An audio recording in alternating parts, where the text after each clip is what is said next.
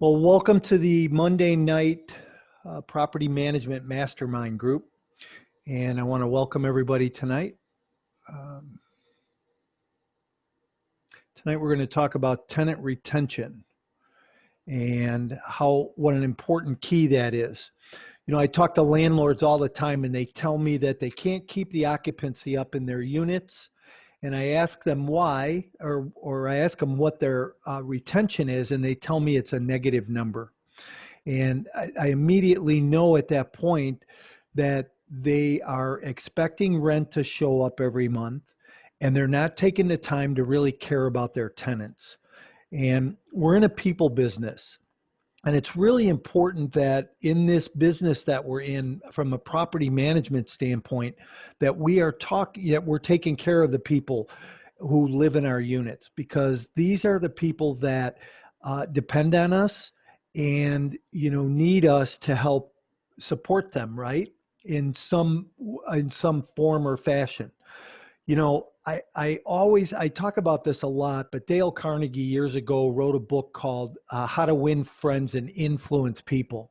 And what I took from that book were these 6 rules. And Carnegie actually talks about this in the beginning of the book, but he says, become genuinely interested in other people.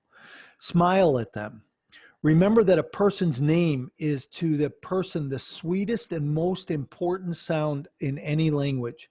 Isn't it great when somebody says hi to you by your first name versus just hi? It makes a big difference. Be a good listener and talk in terms of other person's interests. Make the other person feel important and do it sincerely. Here's one thing that I've really learned over the years is people really don't care what we know until they realize how much we care about them.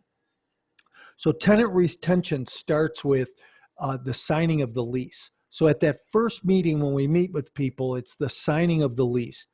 Residents demonstrate their satisfaction for a property and its management team when they make a decision to continue living in a rental property. Residents who are frustrated and express themselves when they move just a couple of blocks away, that really says a lot. I've had tenants in the past that have said, well, you know what, I'm just moving down the street because they have a little bit better deal. And really, when you find out, maybe because they had a newer stove or some little repair that got done, they simply turn in an unsigned renewal letter and move out, and not providing you any feedback to help you grow as a landlord or an owner. Keeping the tenant happy is a key component to keeping occupancy high, rents collected, and units in good repair and the referral business up. We're in that people business, and part of that people business is referrals, right? The better we are operating our properties, the more referrals we're going to get.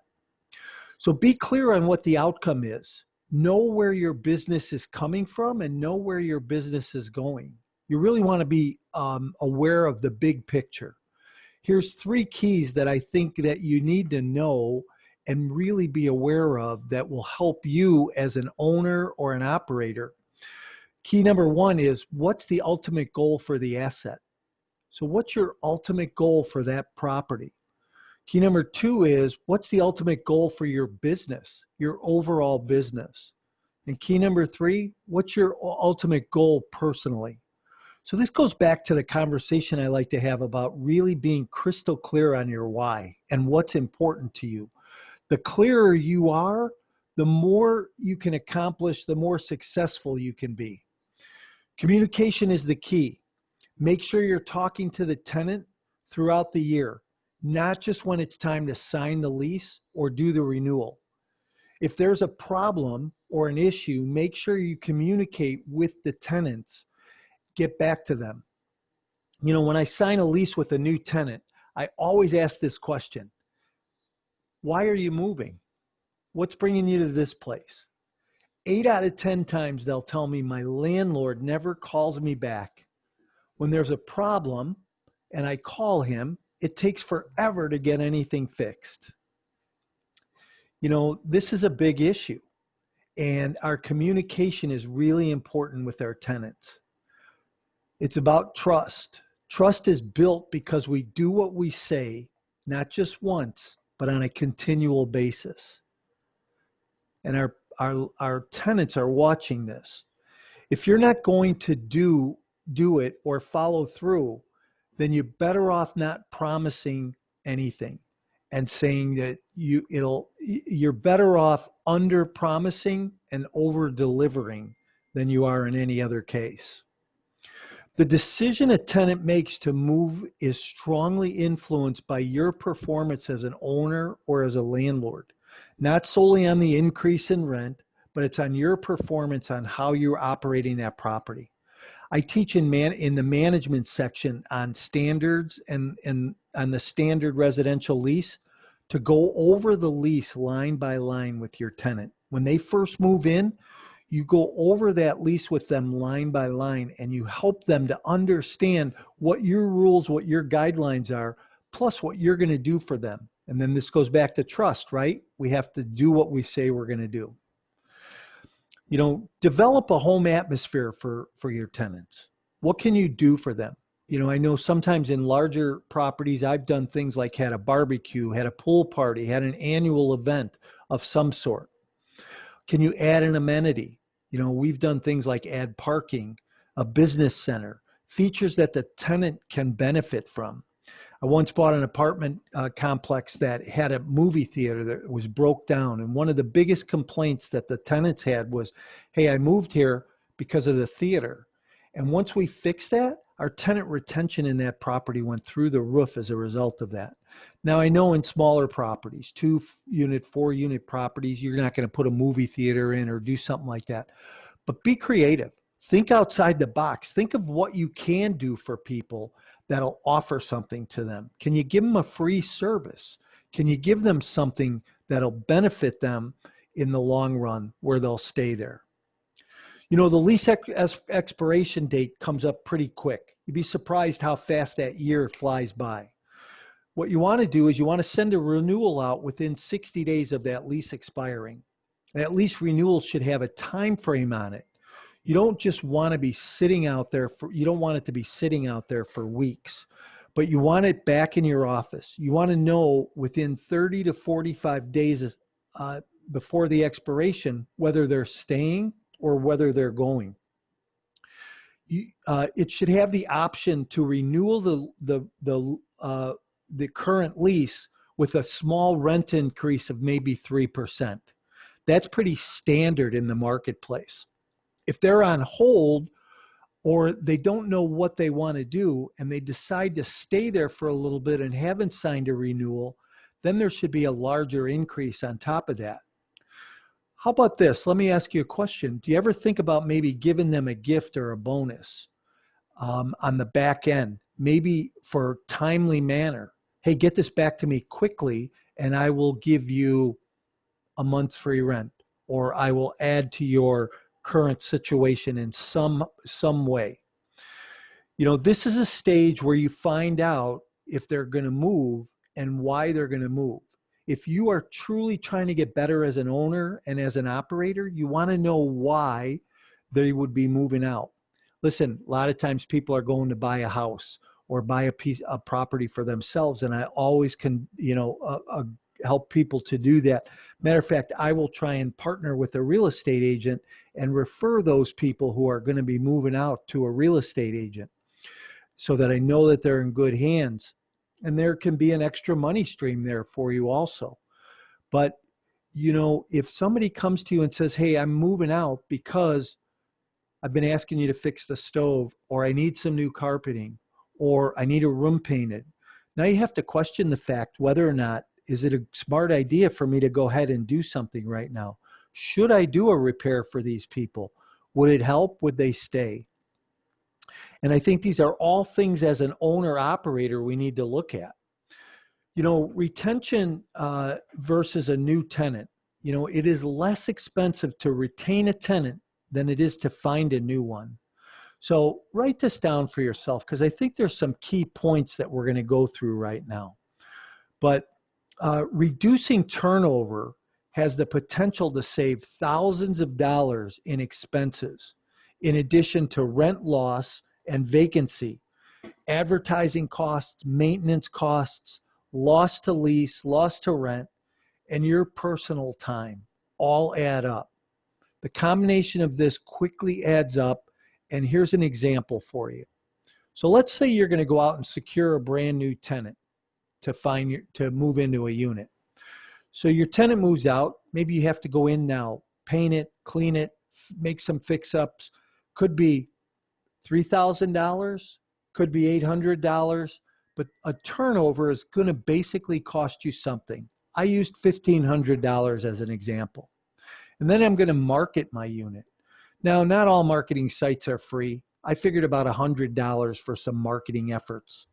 And then showing the unit, credit checks, background checks, taking your time. What's your time worth? I put about $500 in. You know, the average cost to re-rent a unit after a tenant moves out nationally is about $2,100. That's a big number. But what if a tenant comes to you and says, hey, I need carpeting, and you could recarpet the place for $700 or $800? What if a tenant says, you know, I would really like a couple of new faucets put in? Now you have to start to weigh the odds and ask yourself, is it going to be better for me to put a couple of repairs into this place to help keep the tenant and keep the tenant there? Or am I better off getting rid of the tenant, now going in and having to have to do those upgrades and repairs anyhow, and then bring somebody new in? So you really need to look at the whole situation and think the entire event through. This way, you can know how you can recoup your losses or your output, actually, because the less you put out, the more you can make. So everybody's faced with a decision. You know, we have all opportunities to make choices on a daily basis. Now, do you have enough information to make that decision or that choice? Have you asked enough of the right questions? You know, knowledge is important, and knowledge, I feel, is power, but the execution on that knowledge is really what's powerful.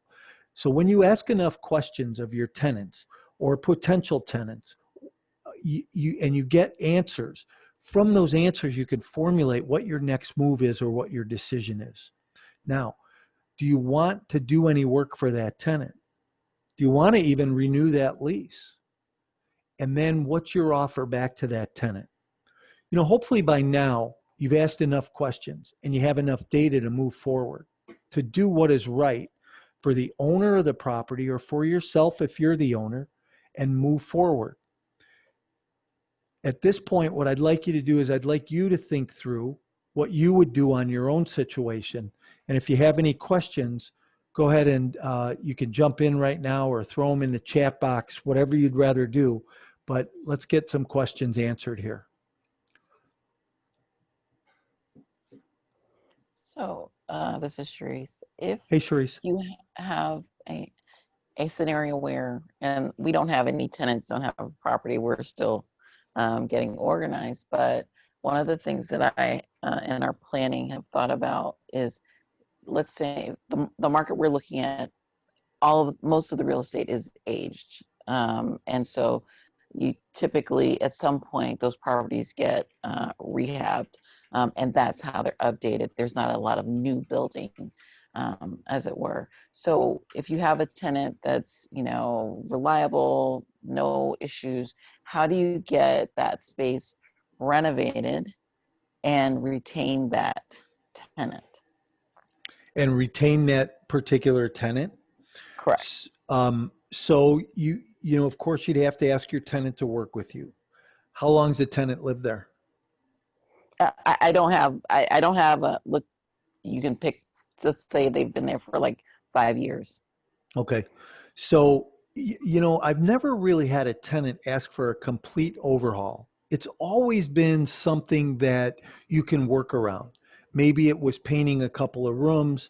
I had a tenant one time said, hey, listen, you need to put a bathroom in this place. And we went in and we did a bathroom because it was cheaper to do that than for the tenant to move out, put a bathroom in, and then re-rent the place. So I think there's always a workaround, and Okay. it's about you being creative, and think outside the box a little bit about how can you be creative, and how can you um, do something a little bit different that you normally might not do. Okay. Does that make sense, Sharice? Yes. Yeah, good. Yes. Thank you.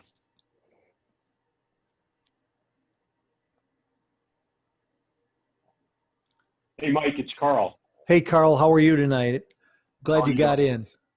Yeah. Listen, as always, some really great advice. It's funny because when I had my buildings, um, that was my weakest spot, was my property management. And that's where I really, when I did make mistakes and it cost me money, that was the problem. I was not, I wasn't doing some of the things, most of the things that you're suggesting here. And that's, I use the analogy. It's like, a apartment building is like a vehicle. You can have a Ferrari or a Maserati, but if you don't know how to drive it, eventually you're going to crash. You Yeah, can have right.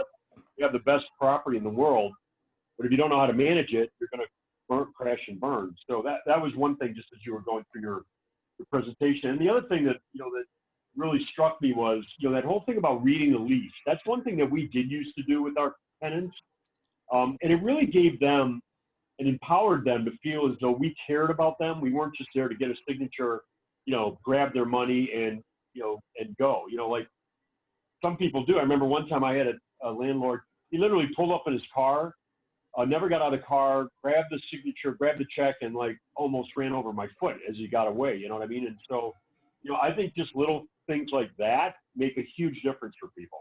Yeah. I think you're right. And you started that whole little dissertation saying, I think this is a big challenge for a lot of people is the property management space. And I think it only becomes challenging really, Carl, because people, they're unfamiliar with it, right? It's going into a new area that they haven't ventured in before. And every time you get a new tenant, it's a new area you haven't ventured in before. And I think as a landlord, as an owner, if you have those standards in place that I talk about all the time, from leasing to showing to qualifications, and when that tenant shows up, you operate within those standards, you're going to have success. And you'll get out of that comfort zone very easily, and all of a sudden it becomes natural for you. But you're right. I am confident that it starts at that first meeting with that tenant, whether that you wind up leasing to them or not. But that's where you need to set the tone and set your pace as an owner, as an operator, that this is how we do things. And yes, this is how we do things and what I expect from you, but this is also what you can expect from me. And it's that win-win situation, right? We give and we take, and people want to know that they can trust you. And I think that's a big thing. So by going through a lease from that point and line by line, having them initial in the margins, talk about the key points, talk about the repairs, talk about when there's an issue. Listen, I think I've told the story a number of times where somebody had a leak in an apartment and they never called me, and it was $150 repair. Had to go in, fix the J trap, fix the faucet, under a sink in a kitchen, and it would have been $150 repair. But when they moved out, that little leak turned into a lot of leak over time, and it wound up making or putting mold on the inside of the cabinet, rotting the bottom plate of the cabinet, warping it. I had to replace the whole kitchen cabinet, the sink, the faucet, everything, paint the wall behind it, seal it, clean up the mold. It was a $4,000 repair. So I want my tenants to call me and say, and tenants don't call because they think, oh my goodness, this is my problem. I caused this. I'm going to get in trouble for it. But if you listen to them and you help them along and encourage them to do the right thing, you get those phone calls. You can alleviate a lot of issues for yourself down the road. And it's like Sharice was talking about. I've never really had anybody ask for a full-blown rehab, but I have had people ask for, hey, I could use a fan or a couple lighting fixtures or how about a stove and a refrigerator? you know, a lot of times that stuff is so much cheaper than finding a whole new tenant, right? So it's a matter of just doing what's right. And, you know, it's about tenant retention, which becomes a skill. I think it's a skill that we learn by being an owner operator over time.